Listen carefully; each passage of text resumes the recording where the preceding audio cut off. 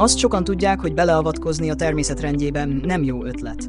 Arra viszont már csak kevesen képesek, hogy ne tegyék meg mégis, ha valami olyasmit látnak, ami érzelmileg megérinti őket. Ki ne segített volna már egy védtelen emberen vagy állaton, esetleg növényen? Kinek a szíve ne esne meg egy bajba jutott ártatlan kölyökkutyán? Valójában minden egyes ilyen megmentéssel tönkreteszed a természetet, csak nem tudsz róla. A megértéshez tisztáznunk kell, hogyan működik az evolúció.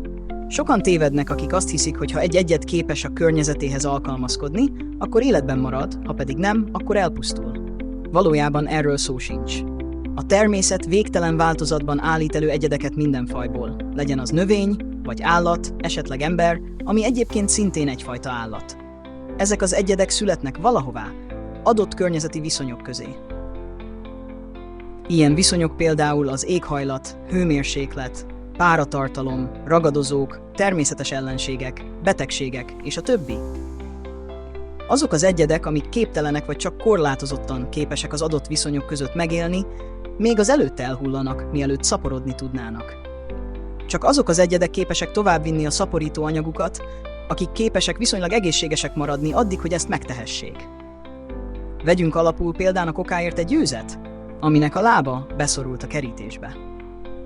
Gondolhatnánk, hogy ilyen jellegű bajba bármelyik állat kerülhet, nem oka ennek az, hogy az adott példány életképtelen. Pedig de.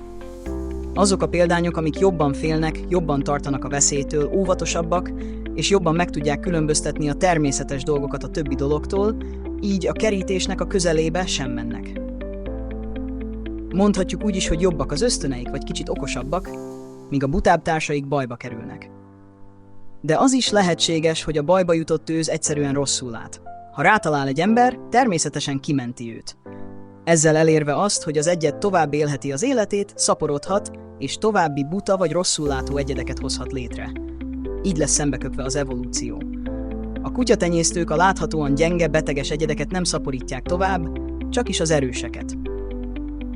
Ezzel szemben az úgynevezett szaporítók óriási károkat okoznak, mert anyagi haszon érdekében rengeteg beteg és gyenge egyedet szaporítanak, ezzel tönkretéve a kutyafajtákat. Ez már nemzetközi szinten is rég felismert, óriási probléma. A természetfilmeseknél nem véletlenül van az a szabály, hogy az állati szenvedést, pusztulást lefilmezhetik ugyan, de nem avatkozhatnak bele, hiszen az a természet rendje szerint történik. Ma már ezzel a szabállyal nagyjából senki nem foglalkozik sajnos. Ugyanez a szabály érvényes azokra a dokumentumfilmesekre, akik emberekről készítenek filmeket. Ha ott hal meg valaki a szemük előtt, akkor sem segíthetnek neki, nem dolguk a beleavatkozás a dolgok menetébe, nem befolyásolhatják azt, ők csak megfigyelők. Kegyetlen lenne? Nem. Ez a természetes. Innen már csak egy kis ugrás eljutni arra a következtetésre, hogy az orvoslás is árt az emberiségnek. Ez egy teljesen elfogadhatatlan következtetésnek tűnik, pedig nagyon is logikus. Csak hát a legtöbben érzelmi alapon élik az életüket, nem ész alapon. Ha belegondolunk, a leginkább gyenge egyedeket segítjük a gyógyításukkal ahhoz, hogy tovább tudják örökíteni a betegségekre hajlamosító génjeiket, ezzel újabb betegedeket termelve.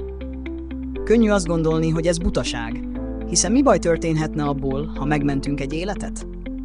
Nézzük meg, hogy mivé lett az emberiség. A minden szempontból gyenge egyedek elszaporodtak. Az emberi butaság soha nem látott méreteket ölt, ez ma már tudományosan elismert tény. Érdemes megnézni a Hiék paradicsoma című filmet, ami részletesen kitér arra, miért szaporodnak jobban a hülyék, mint az okosak.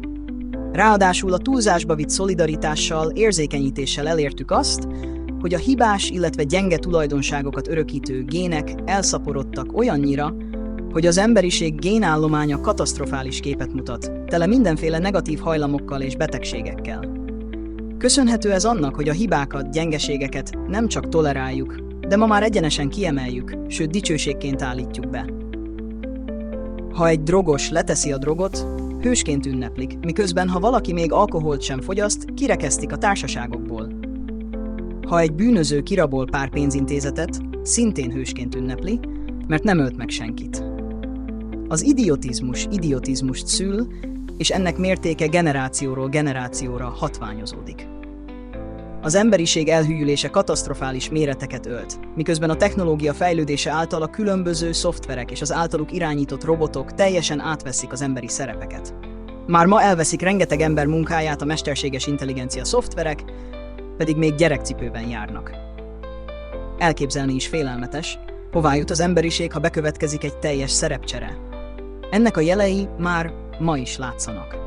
A tartalomgyártók számára már csak az a fontos, hogy az algoritmus terjessze a tartalmaikat, erre optimalizálják azokat, és nem az emberekre.